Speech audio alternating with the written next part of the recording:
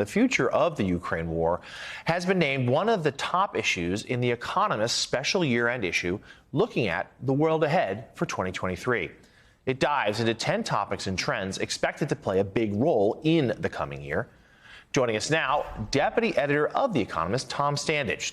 Tom is the editor of that special World Ahead issue. And Tom, you outlined some of the factors that went into deciding these trends, writing this. After 2 years in which the pandemic was the force shaping the immediate future, the main driver now is the war in Ukraine.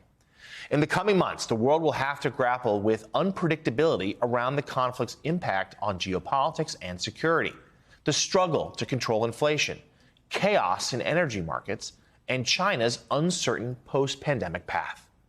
To complicate matters further, all these things are tightly coupled, like an interlocking series of gear wheels.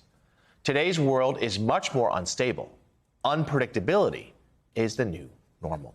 So, Tom, let's start right there. Dive in a little more about this theme, this idea of chaos and unpredictability as the world sort of comes out of the pandemic, but is confronted with all sorts of new challenges, with the war chief among them.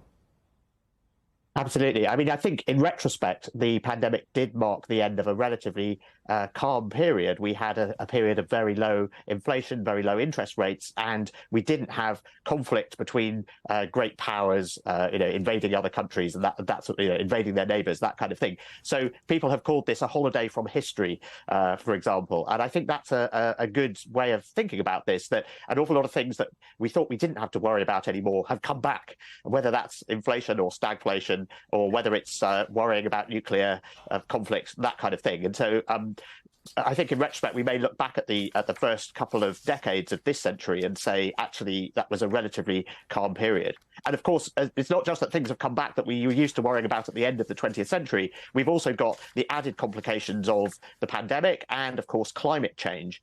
And so that makes it even more complicated. Tom, Elise here. Your second prediction is not much more uplifting. Recessions loom. A mild recession in the U.S., but in Europe, going to be hit harder. Can you talk about that prediction? Yes, we think there is likely to be a brief and mild recession in the US and a deeper one in Europe, because Europe is struggling with these very high energy prices as it tries to wean itself off Russian gas, and that's raising prices for consumers, but it's also raising prices for industry, and so we think that's going to be a lot more powerful, a lot more painful. In Britain, we have both of those problems. We have the sort of post-pandemic inflation that America has, plus the high energy price inflation that Europe has, plus we also have the impact of Brexit, which isn't helping either. So we think the UK recession, which has probably already started, is going to be even deeper and even longer, will probably last for the whole of next year. And Tom, the list introduced me to an interesting new phrase that I had no idea about, quote, revenge tourism. Can you explain what revenge tourism is?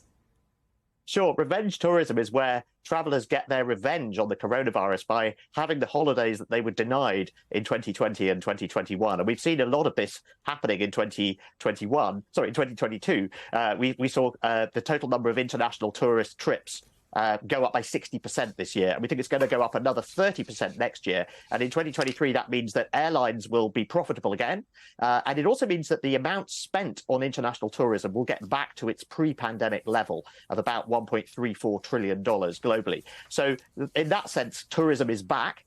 But actually, the number of trips will be slightly lower than it was before the pandemic, about 1.6 billion rather than 1.8. And so what's happening is each trip costs more. And you'll have noticed that, going out for a meal or buying a plane ticket costs more than it used to. And so that's why, even though the number of trips is slightly lower, the overall spending ends up in the same place. So, yes, people say revenge is best served cold. But I think, all those people flooding to hot beaches and things, they prefer revenge to be served hot. Elise, to clarify for you, the revenge tourism is otherwise known as tourism. Tom, I have a question for you. I see new year, new jargon, and jargon's always of great interest to us here on the show. We have we always have a word of the year. Gaslighting, I think, was the word of 2022. I see here NIMBYs are out, YIMBYs are in. I'm curious about what a YIMBY is. Also, there's some reference to something called post-quantum cryptography.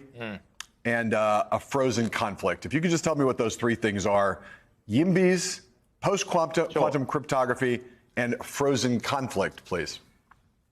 Sure. So YIMBYs are the opposite of NIMBYs. So NIMBYs are the people who say you're not building in my backyard, and NIMBYism and YIMBYism now are very much associated with places like San Francisco, where it's very difficult to get any construction. But we are seeing YIMBYism sort of breaking out elsewhere. In fact, we have a piece by Eric Adams, the mayor of New York City, saying we need YIMBYs, not NIMBYs, and we need to say yes, where we've previously said no. And I think, housing shortages and high cost of housing is a real problem in many parts of the world and in many parts of America. So that's what YIMBYs are. They're saying, yes, let's build stuff, and let's change planning rules so that, we don't just build suburban housing, we can build mixed-use housing and that's close to public transit and things like that. So that's what a YIMBY is. Post-quantum cryptography, it's possibly a bit early in the morning for this, but basically there are these quantum computers, and if you can make one work, and nobody's really done that yet, but if you can, it will undermine all of the encryption that we currently use to secure our data on the internet. So one day, if somebody makes these things work, that could be very bad for internet security.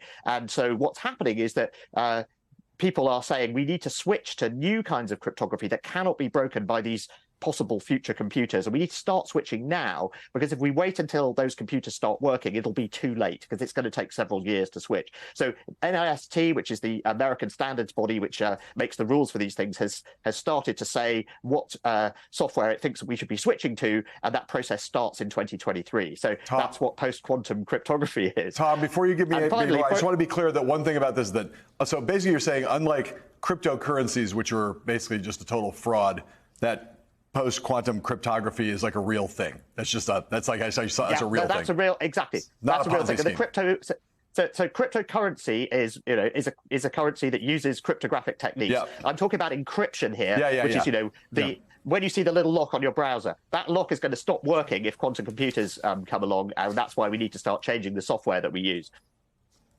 Tom, and agreed on cryptocurrencies, complete waste of time. Tom, bonus take there. Tom, you were nothing but delivering grim news for 2023. A pretty bleak forecast. No, he did it very. He's so much smarter than we are. He did it very. We should have people on the show who are that much smarter than we are. Yeah, we should talk to the show about that, producers about that. Yeah, but it's and just other thoughts here. Divided America, flashpoints to watch. The idea that this might be the moment that China thinks it might be time to make a move in Taiwan. We've also seen some India-China tensions flare up again. Sounds like a pretty rough 12 months ahead of us. So thanks for that. The Economist special World Ahead for 2023 issue is out now. Deputy Editor Tom Standage, the bearer of bad news. Thank you for joining us this morning.